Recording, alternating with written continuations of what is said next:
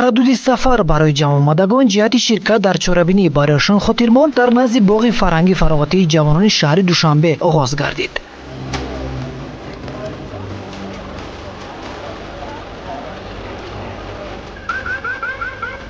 акнун оғози сайёҳат аст.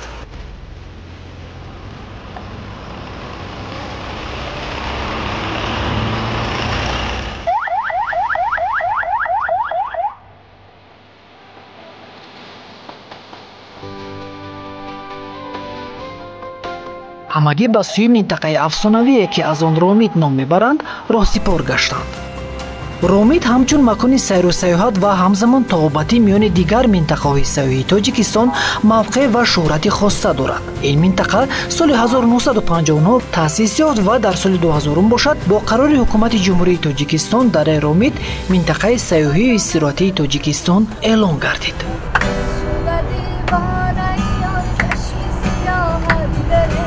бо шундани чунин таронаи дилнишин сафари худро идома медиҳем.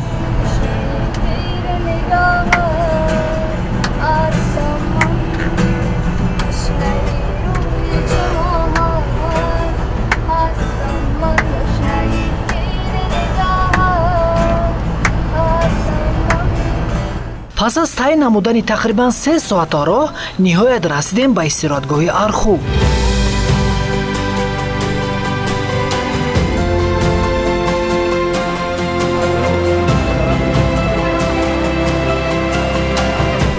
арху бино ба таъкиди таърихшиносон ин калимаи суғдӣ буда маънои баландӣ, баландмавзеъ ё баландмаконро дорад. ин минтақаи истироҳатӣ дар қисмати шарқии ҷамоати деҳотии Ромид дар масофаи 75 километри шаҳри Ваҳдат ҷойгир аст. тафсилоти бештарро дар идомаи барнома хоҳем гуфт. ҳоло бошад расми ибтидои чорабин нест. масъулон аз мақомоти иҷроии ҳокимияти давлатии шаҳри Душанбе баргузори чунин барномаи сайёҳии оммавии кӯҳнавардиро дар муаррифии минтақаҳои сайру сайёҳии кишвар муҳим арзёбӣ намуданд. зиёда аз 70 нафар ҷавонони касбу кори гуногуни шаҳри Душанбе то ҷое ки ба мо маълумот доданд аз вилояти Сурх, аз вилояти Хатлон ҳам ҳастанд. сарҷам кардааст ин ҳам ба хотири анъанаи рушди деҳот, рушди сайёҳӣ дар ҷумҳурии Тоҷикистон мебошад. воқеан ҳам Тоҷикистони ҳеҷ осори мо макони сайёҳӣ аст. дар ҳақиқат имрӯз ба ҳамои шумо муяссар гардид ки бо дастгирии бевоситаи раиси шаҳри Душанбе муҳтарам Рустами Эмомалӣ аз яке аз мавзеъҳои фарҳангӣ, мавзеъҳои сайёҳӣ, мавзеъҳои нодиртарини ҷумҳурии Тоҷикистон ки дар шаҳри Ваҳдат ҷойгир аст аз он дидан кунем. ин чорабини аз ҷониби мақомоти иҷроии ҳокимияти давлатии шаҳри Душанбе бо мақсади рушди соҳаи сайёҳӣ, махсусан сайёҳии кӯҳгардӣ, табобатию солимгардонӣ ва экологию варзишӣ дар доираи 30 соли истиқлоли давлатии ҷумҳурии Тоҷикистон ва эълон гардани солҳои 2019-2021 солҳои рушди деҳот, сайёҳӣ ва ҳунарҳои мардумӣ ташкил карда шудааст. ширкатдорони ин сайру сафар ҳам мутахассисони соҳа буданду ҳам намояндагон аз ширкатҳои сайёҳӣ, инчунин кӯҳнавардон, коршиносон ва албатта намояндагони васоити ахбори омма, блогерон, ҷавонони касбу кори гуногун. дар барои минтақаи Тоҷикистон аллакай нобинати чун инфраструктураи зарурӣ барои қабули сайёҳон омода шудааст. дар ҷамъомад аз ширкатдорон даъват ба амал оварда шуд ки хатсайри нави сайёҳии Душанбе Ромид Архуро ки ҳамакнун ба фаъолият оғоз кард ба таври лозимӣ муаррифӣ кунанд. иштирокчиён низ дар навбати худ таклифу дархости худро иброз доштанд. хастагиро бо як дидан аз ин макон фаромӯш кардам. ман аввалин маротиба аз ин макон дидан мекунам.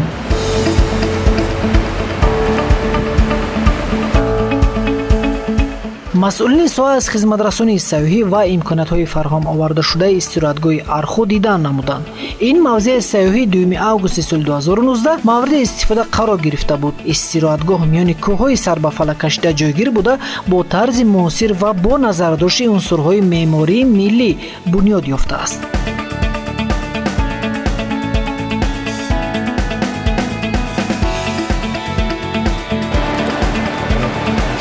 ин макон бошад бинои истиқоматии қадимаи тоҷикон унвон гирифтааст ки бо таври ба худ хос бунёд гардида ороишоташ низ мувофиқ ба давраҳои муайяни таърихист. аз нигоҳи фарҳанг баён намудани ин масир албатта ظرفیت‌های خیلی خوب را در خود ظاهر گردانید که پیش از همه خلق تاجیک ملتی با فرهنگ و تمدن آفر تاجیک دارنده معنویات بلند، تمدن بایغانی، فرهنگ ملی است. از نگاه آفرینش بدیعیت چوب تراشی و نقشه و معماری و مثلا همین مسئله هایی که بیشتر با کندکاری دستان نادر خود مردم سرزمین ما هست که واقعا از نگاه این منظره این مکان سیاحان داخلی و خارجی پیش از همه از نگارش معاصر مثلا همه جهت های شرط و شرایط امکانیت ها، اما نقش و نگار و دیواره های اینجا به نهایت یک فرهنگ و تمدن بایغانی را نیز برملا می سازد. در این مکان استراحت و فراغت نمودن هم مساعد است و هم مناسب. طبیعت جذاب و افسونکار این منطقه می تواند خود طبیب روانی استراحت کنندگان باشد.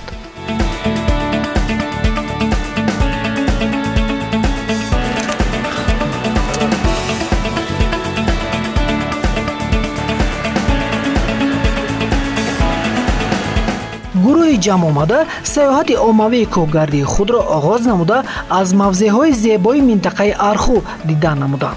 ارخو نام گرفتن این موضع با آن خاطر بوده است که 70 سال قبل محض در همین موضع دهه با همین نام وجود داشته است که بعدا ساکنان آن در قسمت همواری مسکن گرفته زندگی آسوده را اختیار کردند. ارخو در بلندی 1900 متر از سطح بحر جایگیر بوده. در این موضع دریای با نام رود پاک جاری است که به منظره زیبایی دیگر ضم می‌کند.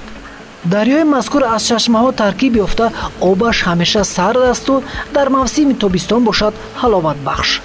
در گوشه های این کوه ها سیر نموده چشمه های را نیز خوردن ممکن است که به طور همیشه صاف و زلالند.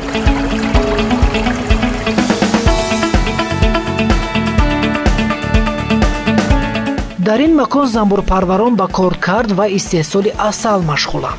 اصل این مکان را از لحاظ طبیعت سرگل و گیاه و کوهستان بودنش تعابتی و شفا بخش میگویند. تقریبا 20 سال می شود که سیدخانی بهردین به زنبور پروری مشغول است. در یک سال 2 موسم عسل جمع آوری می نماید. فرقیت عسل های بهاری و تیرماهی این زنبور پرور چنین بوده است.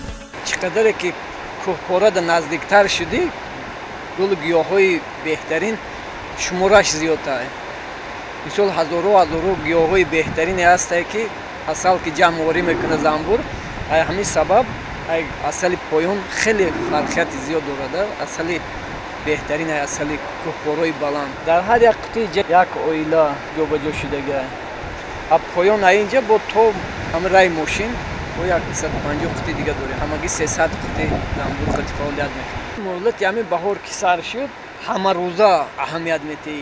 اگر نزدیکیش همینه که حالتهای جابجا گذاری من نمیرسه شماری رمکاش درون در رمکاش نادرست گذاری اگر همین سبب هم زیاد نمیشه پیشروی نمیشه. دوم نزدیکیش همینه که اگر کم خوراک موند در همین حالت بهار تو حالتی که اصل طبیعی که سر میشه. در این حالت هم عقب روی همین سوهای. سوم حالتش چند نمودی کسلیات داره. حسابی شکم دردی میشه که زنبور کسل شود و عقیمونی سوها شود.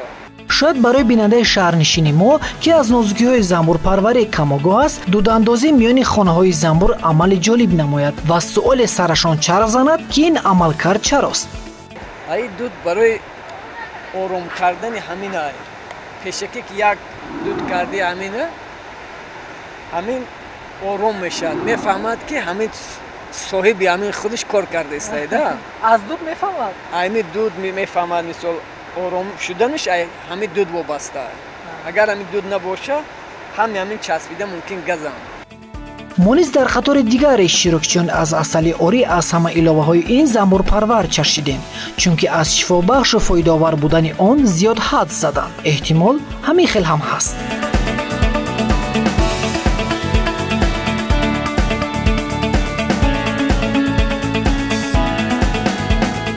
کشور عظیم که منطقه‌های زیبا منظر سیاحی دارد و منطقه‌های دلنشین و دلفریب دارد، مکان‌های زیادی عسل پروری وجود دارد. بخصوص عسل تاجیکستان یکی از عسل‌های به‌نهایت شهرناک در سطح بین‌المللی نیز قبول شده است. برای همین نیز خطسیر کوهنوردی مذکور در مکان عسل پروری ادامه یافت. در آنجا هیئت اشتراکچیان سیاحت کوهگردی مذکور از عسل طبیعی، از عسلی که تازه با قول در دل طبیعت کارکرد شده است، شهد آن را هیئت اشتراکچیان چشیدن، از عسل مذکور لذت بردن، عکاسی نمودن از حالت سیاحت کوهگردی. اکنون باز به سفر خود که آن از کوهگردی عبارت است ادامه می‌دهیم. طبیعت این موضوع برای هر فرد افسانه را به گوش کس به زبان قصه می‌کند.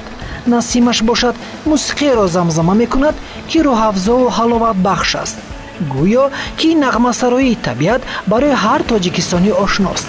اقلیم موضع ارخو حتی در تابستان نیز گرم نیست و طبیعتش زیبا و نظرربا بوده در دو فصل سال یعنی بهار و تابستان سبز قباست. گیاهای این مکان را باشندگان شفا بخش میگویند. اشتراکچیان نیز از تماشای این همه زیبایی ها تأثیرات خوبی برداشتند. خیلی هم یک سیاحت خوب بودم تاره فریدون. ولی واقعا هم نگاه نکرده با اونه که هفته دراز ما در کار هستیم. مثلا امروز ما تابستان را با چنین یک راهی غیرعادی و خیلی هم جالب به انجام رساندیم. اکنون تیرما رو پیشواز میگیرم و فکر میکنم که این یک تابستان خاطرمان خواهد بود. برای خودت نه همچون یک کارمند، نه همچون یک روزنامه‌نگار، بلکه همچون یک سیاح داخلی. البته چی میدهد مثلا کوهنوردی؟ برای من جالب است. من فکر میکنم که پیشتر اگر که قبلا اگر ما سفر میکردیم به دولت‌های دیگر امکانیتی خیلی خوب است از جهتی بگیم که بودجه با مبلغ خیلی کم ما میتوانیم که بیایم به چنین مکان‌های خیلی زیبا استراحت بکنیم و کاری که امروز کردن و کاری که امروز شد واقعا این یک امکانیت خوبی بود برای نشان دادن امکانیت‌های سیاحی تاجیکستان، اقتدار سیاحی تاجیکستان در همجایگی با بچه‌هایی که از خارج کشور سال‌های دراز در اونجا بودند و امروز در همراهی با ما بودند گفتند که واقعا هم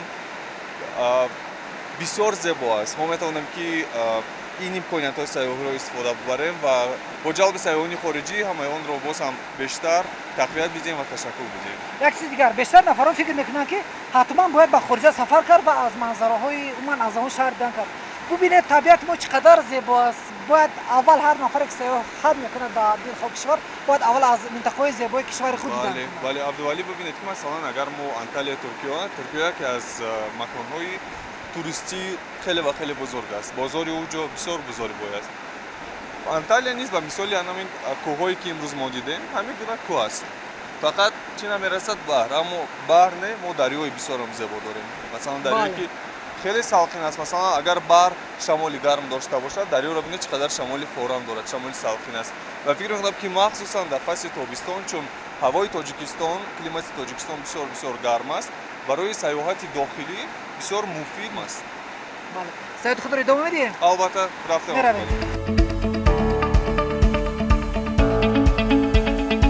برگزاری چنین سیاحت عمومی در معرفی منظره‌های دلفریب کشور نقشی بارز دارد. مقصد از برگزاری چرابینی مذکور در معرفی امکانیت‌های سیاحی جمهوری تاجیکستان.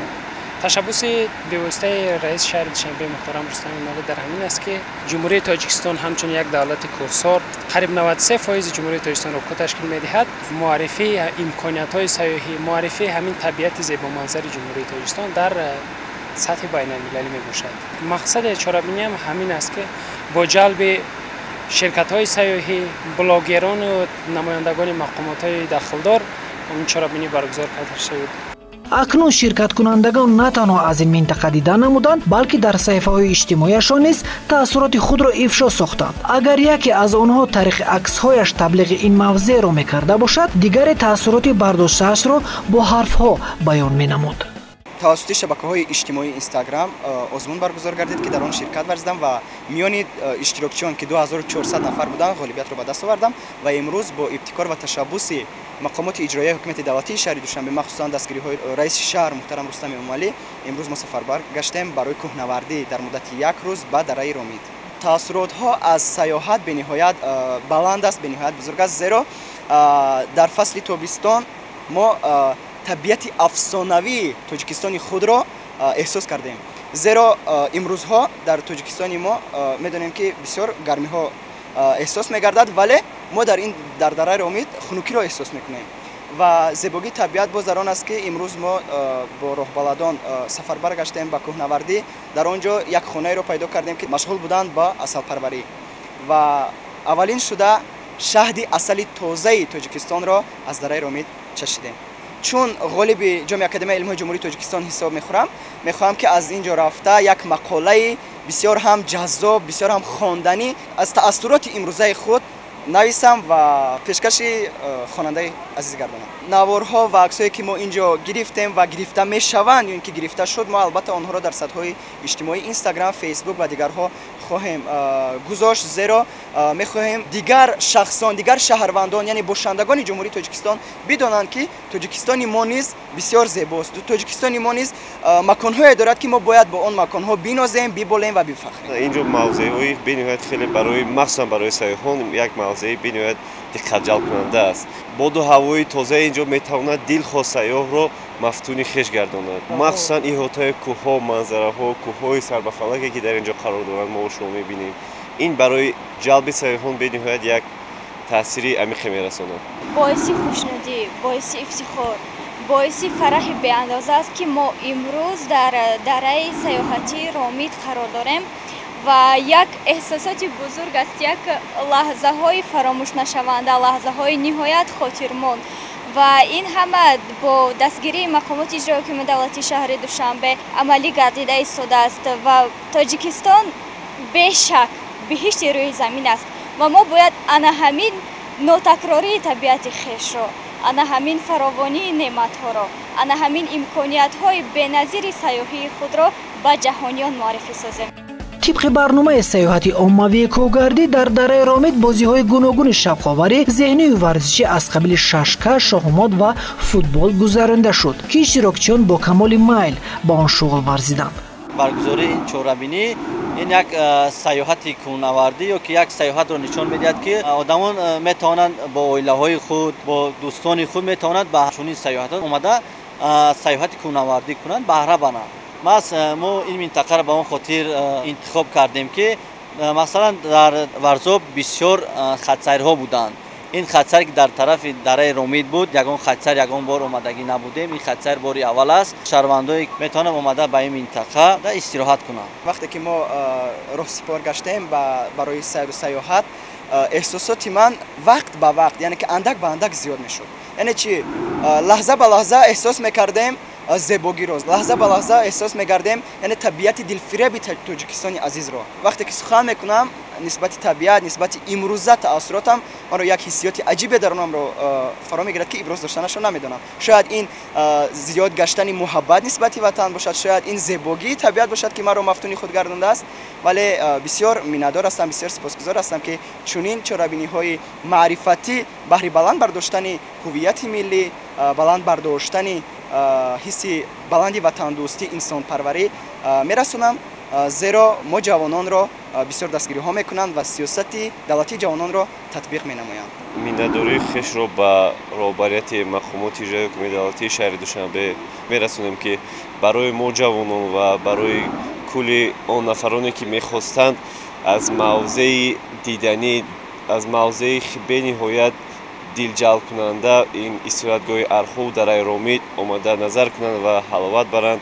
و ما امروز شاهدی آن هستیم که ما در دره استراحتگاه ارخو قرار داریم و برای ما به نهایت یک فضای فرح بخش بهر استراحت کردن ما در اینجا فراهم آورده شد و در اینجا ما با کوهنوردی مشغول شدیم و با چند نمود ورزش‌های گوناگون در اینجا مشغول شدیم و این بنیاد برای ما یک روز خاطرمانه بود. این گونه شرایط‌هایی که در اینجا فراهم آورده شده است می‌تواند نقش بزرگ باشد در رشد ساحه سیاحی داخلی، نه تنها سیاحی داخلی، سیاحی جهانی نیست، برای که شرایط‌هایی که اینجا مهیا ساختند با استانداردهای جهانی به شبهه جوابگو است.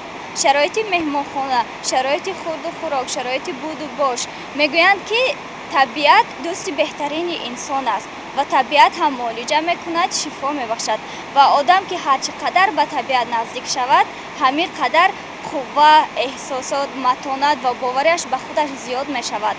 чун мо рафтем ба ана ҳамин чанд километр роҳи дурударозро тай намуда рафтем аз чизҳои табиӣ, аз асали табиӣ, аз меваҳои табиӣ. онҷо чашидем, лаззат бурдем. ин ҳама нотакрор аст ва бешак сайёҳон ҳамин чизро мехоҳад. сайёҳ мехоҳад ҳамин чизро ёбад, ҳамин чизро бинад, бо чашмони худ бинад, дарк кунад, эҳсос кунад. солҳои 2019-2021 солҳои рушди деҳот, сайёҳӣ ва ҳунарҳои мардумӣ эълон гаштааст. чунин иқдомҳо бисёр як заминаи мусоиде мегузоранд баҳри пешрафту нумӯи соҳаи туризм.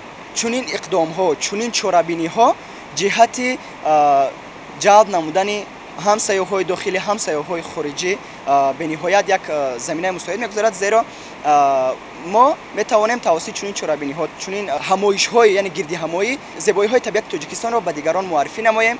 ва як нуктаи дигарро зикр кардан ба маврид аст ки вақте ки мо ба ин дараи Ромид ҳузур овардем, яъне ташриф овардем, хонаҳои миллиро дидем, яъне ки хонаҳои қадимаи тоҷиконаро дидем ва бо ҳунарҳои мардумӣ шинос гаштем ва ин ҷиҳати шинохти асолати миллӣ, шинохти фарҳанги миллӣ бисёр ҳам як заминаи мусоид буда метавонад. ҳамин будан чорабинӣ ба рӯҳу равони инсон ин пеш аз ҳама хотирот аз ин мавзе ки барои ин ҷо омадан роҳи дуру дароз аст ва ин имкониятро мақомоти ҷои ҳукумати шаҳри Душанбе барои мо дод ва ин худ барои мо хотирмон хоҳад буд ва мо метавонем ба он нафароне ки ба ин ҷо наомадан, мо ба онҳо таъссуротҳои хешро рафта ба онҳо гӯем ва диққати онҳоро ба ин ҷо ҷалб намоем, то ки онҳо ҳам имконияти ба ин ҷо омаданро барои хеш фароҳам оваранд.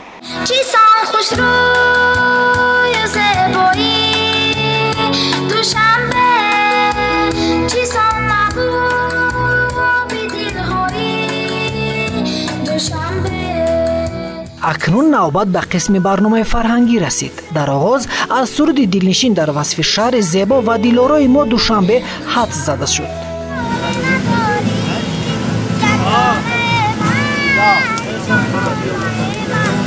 дар ин ҷо бошад ҳамагӣ ҷамъ шуданд то суруду таронаҳои писандидаашонро ҳам гӯш кунанд ва низ ҳамроҳ сароянд. хело ҳам ҷолиб, ҳамитар не?